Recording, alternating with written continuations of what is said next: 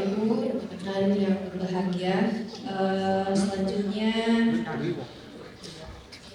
sampai juga kita ke acara yang ditunggu-tunggu, tausiah yang akan disampaikan Ustadz Kurim Rahman dengan tema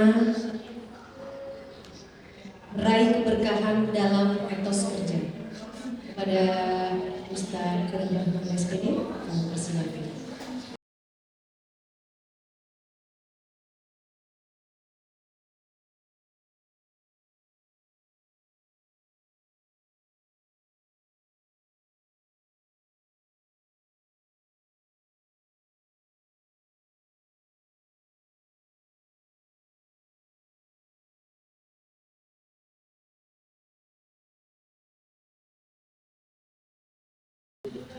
Assalamualaikum warahmatullahi ta'ala wabarakatuh.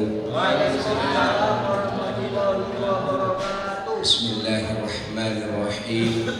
Alhamdulillahi nastaghfiruhu wa na'udzu billahi min shururi anfusina wa min sayyiati a'malina.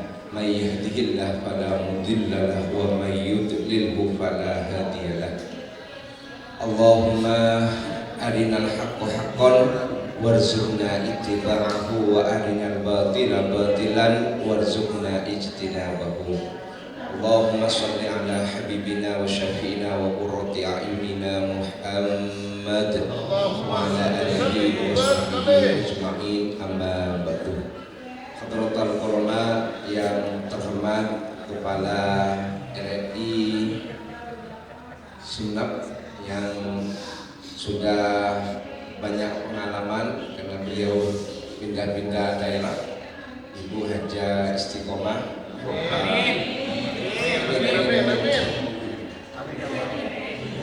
yang kami hormati Bapak Kasubat, Bapak Haji Muhammad Arifin, beserta para saudara-saudara, para kru RRI yang selalu dirindukan oleh masyarakat Sumenep, khususnya ketika bulan Ramadan di sebelum-sebelumnya.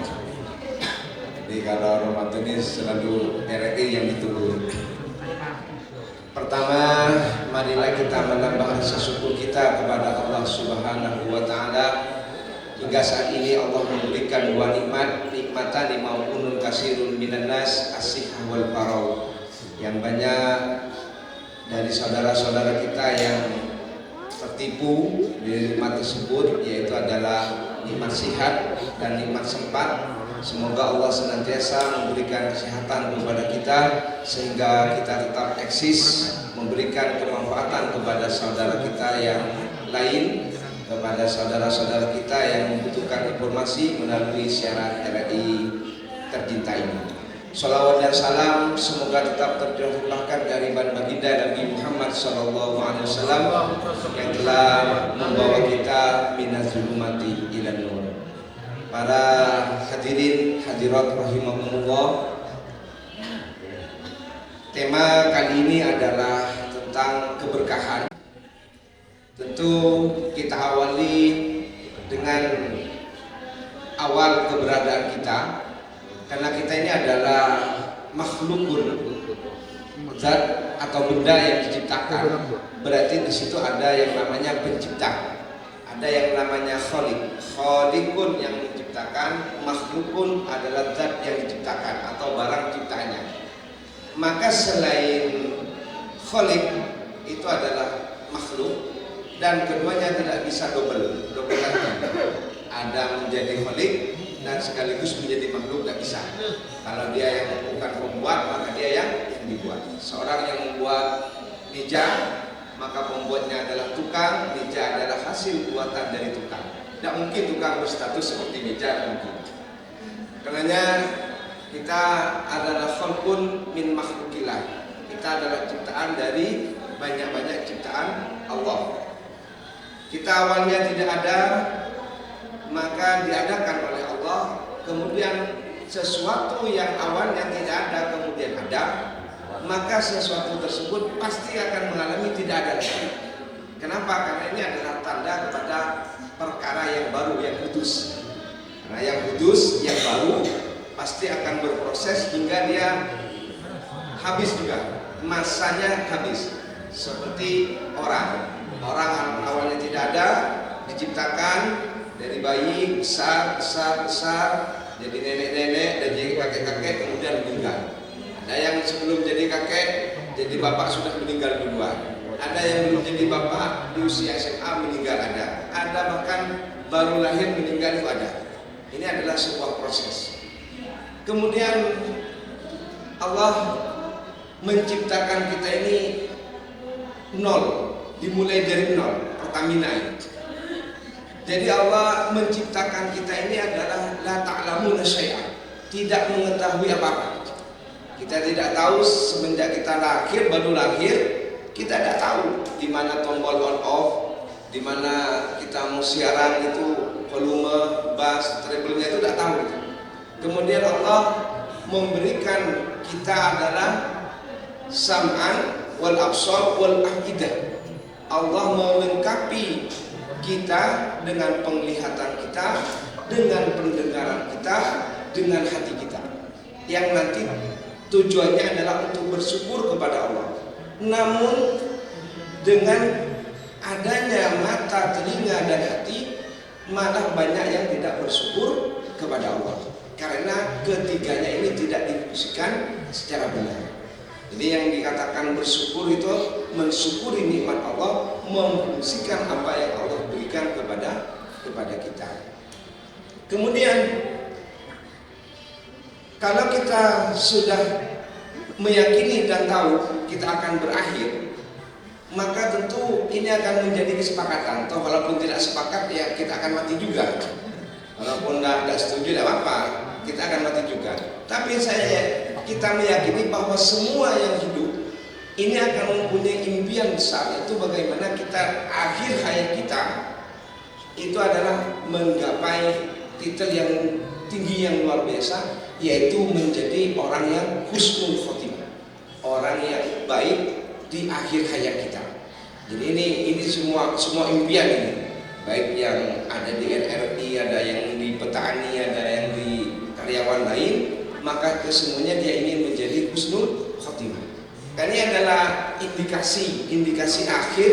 Kalau kita husnul khotimah, kita akan mendapatkan surga Allah nanti di akhirat. Ini endingnya di sana nanti. Kemudian para hadirin rahimakumullah, menjalani kehidupan tentu kita bukan waktu yang sebentar. Mulai dari bangun tidur sampai ke tidur lagi. Bedanya orang sekarang dengan orang dulu yang hebat-hebat itu kan, kalau orang dulu itu tidurnya sedikit, waktunya itu digunakan bagaimana pengembangan dirinya, potensi dirinya, sehingga dia bisa memberikan kemanfaatan kepada orang lain, menjadi khairun nas anfa'uhum binnas, sehingga dia memforsir, mengerahkan semua kemampuannya untuk menambah kemampuan yang dia gapai nanti dengan upayanya, sehingga dia mampu memberikan kemanfaatan yang lebih banyak kepada orang lain, sehingga tidurnya sedikit. Kalau sekarang adalah kita sedikit-sedikit tidur seperti itu, sekejap-sekejap tidur. Kalau orang dulu kan tidurnya sedikit, kalau kita adalah sebentar-sebentar tidur, pagi tidur, zuhur tidur, ya banyak tidurnya lah. Kalau dipotong tidurnya, kalau usia 60 itu tidak tahu tinggal berapa usia kita nanti. Kemudian berkah dalam hidup ini, definisi atau ta'rif dari berkah itu adalah ziyadatul khair, bertambahnya kebagusan. Bertambahnya kebagusan, ziyadatul khair wa dawamuha. Ada yang riwayat mengatakan, ulama lagi mengatakan adalah wa subutuha. Jadi yang dikatakan berkah dalam hidup adalah bertambahnya kebaikan, wa subut, dan terus menerus tambahnya itu. Artinya naik terus, tidak naik turun, tidak naik turun. Nah, yang dikatakan robih, orang yang beruntung, yang sukses, makana yaumuhu khairun min amsihi, yang hari ini lebih baik daripada hari kemarin. Jadi subut, keberhasilannya dia menggapai keberkahannya itu tetap, bukan hanya sebentar, permanen seperti itu.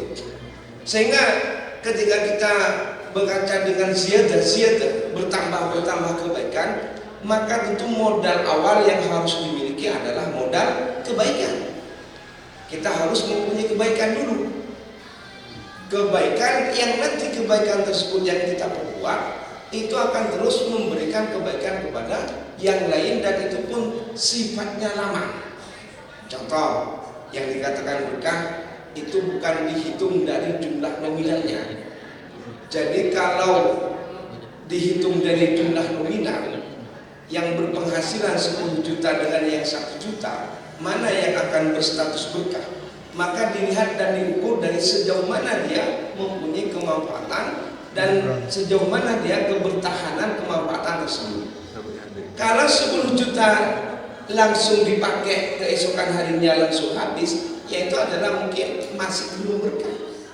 Kalau yang 1 juta digunakan tapi kemanfaatannya itu berpanen, artinya terus menerus berkesinambungan, maka lebih berkah yang 1 juta. Berkah itu tidak harus subur. Contoh tanah Mekah Madinah ini kering, panas, tandus, tapi di sana berkah. Mana ada buahan yang tidak ada kalau di daerah Harumain seperti itu? Ada semua sana. Dari buah paling yang kita tidak jumpai di Indonesia atau yang kita jumpai di Indonesia, di sana pun kita akan menjumpai. Berkah itu tidak harus kaya, berkah itu tidak harus banyak, karena yang dikatakan berkah itu adalah kebaikan-kebaikan yang terus bertambah yang dia berikan kepada orang lain dan dirasakan oleh dirinya sendiri. Maka ujung kebaikan tersebut adalah berujung ketaatan kepada Allah yang nanti tujuannya adalah bermuara di husnul khotimah tadi. Jadi kalau impiannya adalah husnul khotimah, menggapai husnul khotimah, maka harus dengan ketaatan. Untuk mendapat ketaatan, maka tentu dia harus mendapatkan keberkahan. Ini adalah berkah hidup yang bermuara untuk ketaatan yang nanti akan dirasakan menggapai husnul khotimah. Karena orang di dunia ini ada yang sibuknya itu adalah sibuk di dunia. Ada tiga klaster ya. Orang hidupnya selalu hidup dengan duniawi sehingga dia meninggalkan kebutuhan utamanya yaitu akhirat. Ada yang kedua, tipe yang kedua itu meninggalkan dunia, sibuk dengan akhirat saja. Dan yang ketiga yang luar biasa ini adalah sibuknya dengan dunia tapi lil akhiratihi, sibuk urusan dunia tapi tujuannya itu adalah tujuan akhirat. Jadi yang ada di mindsetnya, di pikirannya itu adalah akhirat, toat, sehingga dia baru menggapai yang namanya husnul khotimah. Nah, kalau kita mendapatkan banyak tapi tidak membawa kemanfaatan kepada kita, tidak ziyadah kebaikan kepada kita, maka ya percuma. Malah itu akan jadi stres bagi kita. Saya punya teman ini, dia luar biasa pokoknya dalam dunia bisnisnya, luar biasa. Dari bisnis pakan ayam sampai telur ayamnya itu dia pegang semua itu. Bahkan mungkin di Semadura. Dia kalau malamnya dia harus merendam kepalanya, Pak. Panas kepalanya, saking banyaknya uangnya. Karena kalau Alphard baru keluar, dia harus inden. Jadi setiap Alphard baru itu inden. Kenapa saya tanya, kenapa kamu harus beli Alphard baru? Iya, kalau saya tidak beli Alphard baru, maka saya diremehkan oleh klien bisnis saya. Jadi Alphard sebelum keluar, dia inden dulu. Jadi berubah-ubah terus Alphardnya ini. Tapi setiap malamnya dia tidurnya itu harus direndam kepalanya. Karena mikir bisnisnya, mikir uangnya. Kita ini kan enak, nyampe rumah kan langsung kan seperti itu, langsung gas full sudah. Kadang tidak lupa baca doa kalau kita mau tidur nih, lupa baca doa saking payahnya, langsung nyampe kamar langsung tidur. Nah ini saking beraninya kita ya. Padahal kalau tanorok ya mati itu, maka pun keteng ya, maka mati lampu, ini jadi mati menunggu kuburan. Karena kita terlalu berani nikmati sebelum tidur kita belum berdoa seperti itu. Nah, terus lantas bagaimana untuk menggapai keberkahan? Nabi memberikan contoh hal yang sepele, yaitu Allahumma barik lana fima razaqtana wa qina adzabannar. Jadi yang diminta itu adalah barik lana, berkahilah kami fima razaqtana, terhadap rezeki yang telah Engkau berikan kepada kami. Dari apa doa itu ada? Dari makanan. Maka kalau dilihat di sini, kalau dilihat dari makanan, maka kita dituntut berupaya untuk makan makanan yang kita makan, yang kita konsumsi ini adalah dari hal-hal yang halal, dari hal-hal yang baik, bukan cuma baik saja, tapi sampai tingkatan berikutnya itu adalah tingkatan halal. Nah, itu yang kita minta kepada Allah. Juga pun dibuktikan dengan upaya menggapai rezeki yang halal yang nanti kita makan, kemudian itu akan menjadi kekuatan super kepada kita, sehingga dari makanan yang kita makan dengan doa tadi, dengan makanan yang kita peroleh dengan upaya yang halal sehingga rezeki kita halal, maka gerakan kita ini dari saat kita makan itu akan bernilai keberkahan. Itu akan bernilai berkah. Jadi tidak ngantuk, Pak. Jadi makannya itu nggak ngantuk. Makan ini punya mubah ya. Boleh makan iya, tidak mau makan ya iya, terserah. Mubah hukumnya. Saya tidak mau makan, oh iya tidak apa-apa, tidak dosa. Tapi kalau dia tidak kuat sholat gara-gara tidak makan, maka makannya itu adalah hukumnya wajib. Karena adalah sholat itu adalah wajib. Mana yatim bihil wajib illa bihi fahuwa wajib. Sesuatu yang akan menghantar terhadap perkara yang wajib, maka penghantar tadi ini adalah hukumnya wajib juga. Dan kemudian beda ketika kita mengkonsumsi makanan-makanan yang halal dan ditambah dengan doa keberkahan untuk mendapatkan keberkahan saat kita mau makan, maka apa yang terjadi? Setiap ada nilai-nilai kebaikan, maka kita semangat. Jadi kita lihat orang dulu dengan orang sekarang. Yang orang dulu ini mengkonsumsinya tidak sempurna, 4 sehat 5 sempurna. Ini kan orang dulu kan makanya itu kan biasa-biasa saja, singkong apa itu orang dulu. Tapi kalau sudah dengar adzan, walaupun jauh masjidnya berangkat ya, ada di depan, walaupun dia sudah lansia itu ada di depan. Sekarang sudah menunya adalah menu 4 sehat 5 sempurna. Kalau dengar adzan ini Pak, tidak kuat mau berangkat. Padahal dia sudah badannya itu sudah pekah.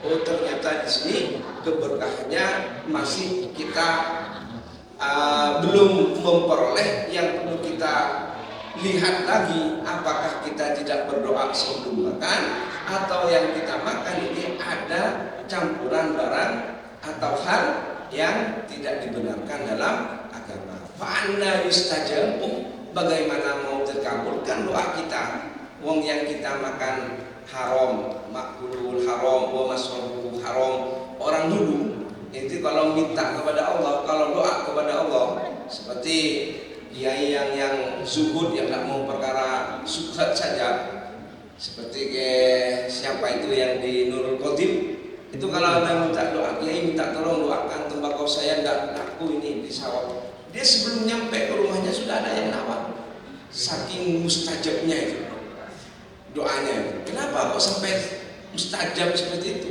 Ya karena memang tembus doanya, karena yang dia makan semuanya adalah bukan hal-hal yang remeh ya, itu adalah kualitas kehalalnya memang betul-betul terjaga.